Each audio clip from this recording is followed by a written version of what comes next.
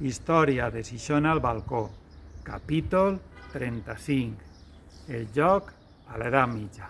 Ja hem parlat anteriorment que a la dècada de 1940 el padre Belda va excavar el castell i que va trobar un carrer adossat a la muralla on havien una sèrie de vivendes. També va trobar un bon nombre d'objectes que en parlen de l'activitat econòmica, agricultura, ramaderia i artesania i de la vida quotidiana dels habitants del castell.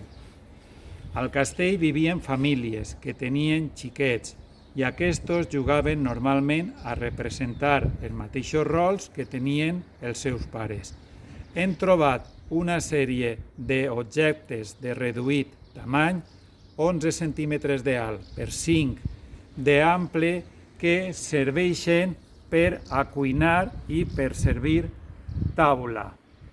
Estos objectes ceramològicament i tipològicament són idèntics als majors, però de reduït tamany. Són d'època almohade, finals del segle XII i començaments del segle XIII. Hi ha alguns investigadors que plantegen la possibilitat que podien servir per emmagatzemar perfums.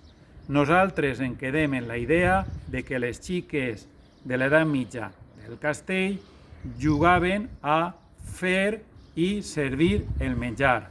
Això és tot. Ja saps, si ixes al carrer, extrema les mesures de seguretat i si vols saber més, busca en Facebook la pàgina Cronista Xixona.